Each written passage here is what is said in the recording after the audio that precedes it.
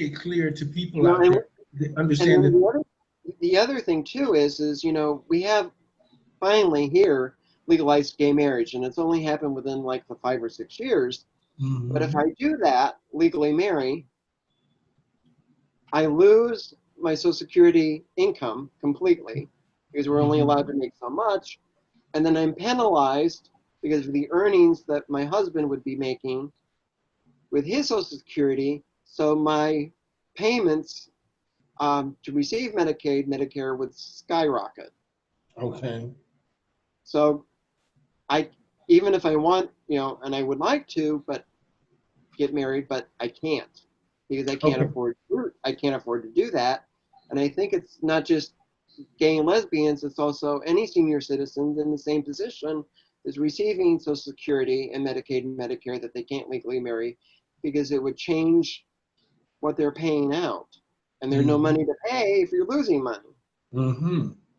Well, This is Charlie, big I just want, too. I want to say this. I wanted to clear. I'm glad you cleared it up that your medical bills are They're paid horrible. through They're medical, horrible. Medicare, and all of that. And this is not even with your relationship. Just so people can understand that Americans aren't just the American government just going to forget about their citizens, because that's Oh the way yeah, the big people of time. Canada, the Big people of time. Canada think that America has forgot about its citizen when it comes to health care.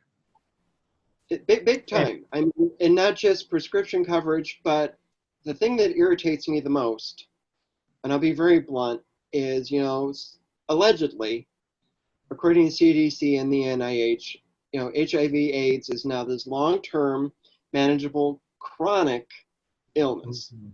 Okay. And there are only a handful of us that are long-term survivors. And by that I mean 25 years or more.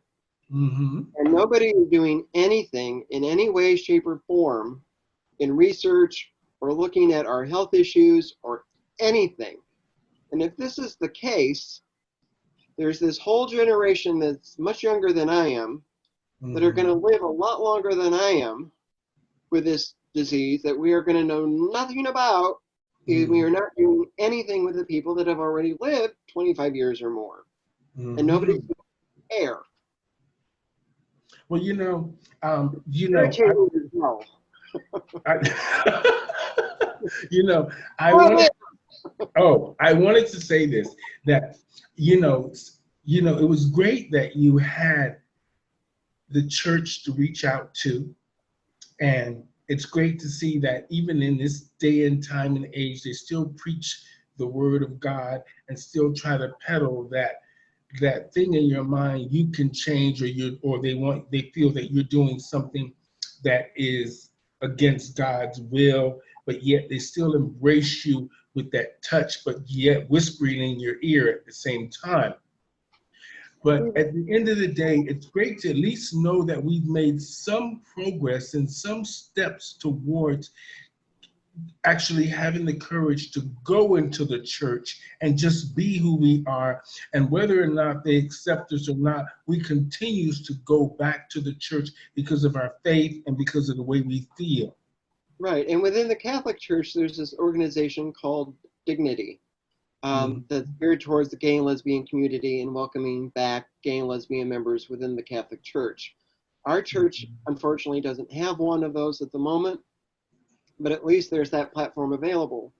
And the thing that I really remind myself about, and maybe people need to hear that are from a religious background, Jesus Christ's most beloved person ever was a former whore, Mary Mhm. Magdalene. Jesus hung out with lepers. And in the 80s and 90s, there was nobody more leprous than people living with HIV and AIDS, Mhm. period. And Jesus never said one single solitary word about being gay or lesbian or trans or anything else. It was love thy neighbor as thyself Mhm. and let him or her without sin cast the first stone. To which I add, here's your rock, honey. You have at it. Okay. Now, No, have it. Have at it. Here's your rock. well, Throw it I, away. I'm really glad that you're in a stable relationship. You've come to terms with who you are and what you're going through, and you've actually discussed it with the church. You've had dialogue with the church, you've had dialogue with your partner, you've had dialogue with me, you've had dialogue with a lot of people. You've had the courage to do something that other gay men would never have the courage to do. You wrote 3 successful books, you're now in your 4th one, you've graduated with a master's degree. You know, for me, this is achievement. This is success Thank that you. gay men and women, or just people in the LGBT, just people in general, should strive to just do the right thing and just be who you are. I think a lot of it. I think a lot of it goes back to because I've been living with AIDS for so long, and I realized early on you only get one shot, one life. That's it, and we aren't guaranteed how long we have. And when I went from HIV, it went from just HIV positive living with AIDS. I was told at one point, "Oh, you have 6 months to a year to live," and that was now 28 years ago. So I've lived on borrowed time. And going back to college was the smartest thing I've ever did in my life. And I don't know if I could have really done it in my 20s. I waited till I was in my 40s, and I'm glad I did, because all of that life experience and everything that I went through made me secure in who I was and what I thought. And college really changed, even me, changed a lot about how I thought and opened doors to what I was thinking and how I was thinking, and introducing me to people and perspectives that I might not even have thought about. And reaffirmed that what I was thinking was right. But, early on it was admitting who I was and what I was, and especially what I was living with, because so many people were dying in the closet and not saying that they were living with HIV and AIDS. And I was among the first in the Cleveland area as an entertainer to do that, and before I died. How close to the first, I don't know. Can't prove anything, but I was among the first, and I was very vocal about that, and it's one of the things I'm the proudest about, because it gave not just a voice but also a face to a whole community that was so silent and living in shame when there shouldn't have been any shame in the first place.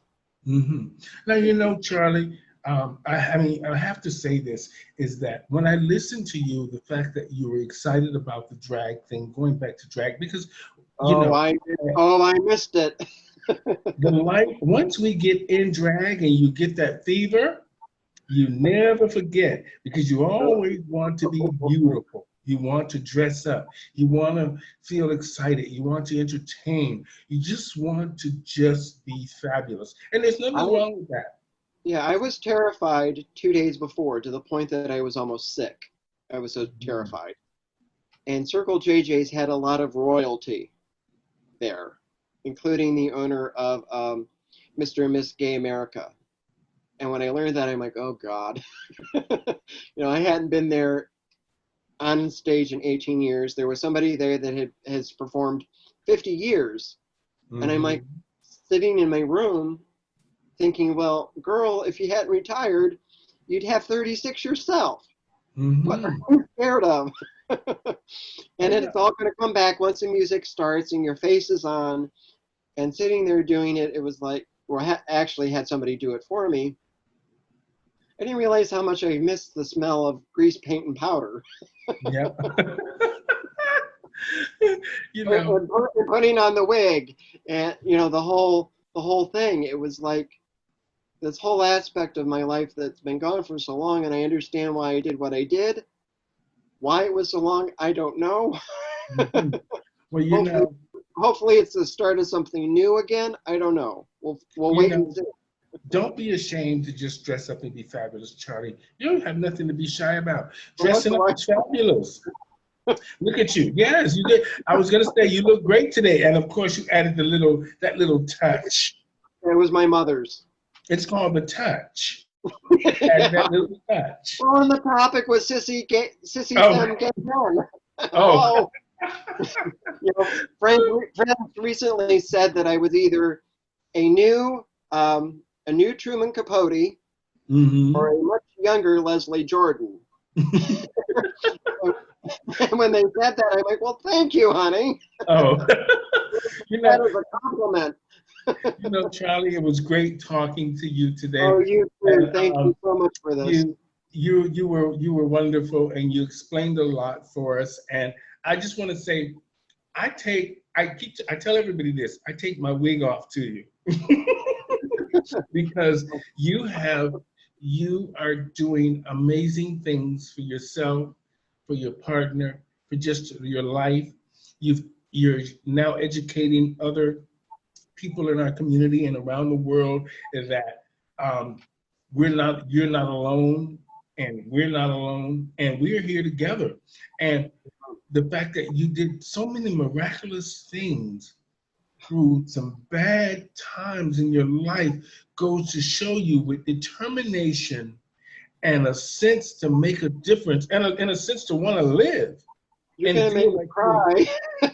I'm sorry. I'm sorry. That's very, very I take sweet my of hat you. off. I take my wig off to you, and congratulations on the 3 books. Congratulations on your relationship. Stay strong, my friend. Thank And you. You thank too. you for the story. It was inspirational and inspiring, and I'm grateful I met you. I am Thank too. I am so happy I reached out to you to have this conversation, and I hope it changes people's opinions and the way they think, or at least question why they do. you. You know, I think that's the most important thing. Why do I think the way that I think, and what really is behind all of that? Wonderful. And Ladies and gentlemen. who am I to sit back and judge? I mean, really. Mhm. Ladies and gentlemen, on my show today, I had Mr. Charlie Dale on talking about his story, about coming from a conservative background in Southern churches, and just his life as a gay man, going through many difficult situations that a lot of us are going through today. And hopefully his story will help and inspire others that they can do the impossible, and you can survive. You can survive, you can live, you can thrive. And I say this in a sense, we're all in this together. We're human beings. And this pandemic has shown us all that we are human beings and we're in this together. So thank you today, Charlie Dale, for Oh, you're welcome. enlightening us. Anytime, Stephanie. And we're going to Anytime. be friends until the day we, you know, say hello to the glorious, glittery clouds. And friends, even then. And there you go. The All big right, dragon thank you, goes ladies and to gentlemen. fly. Oh. All right, thanks, Charlie. You're welcome. Thank you. I'll talk to you later. All right. Thank you. You're welcome.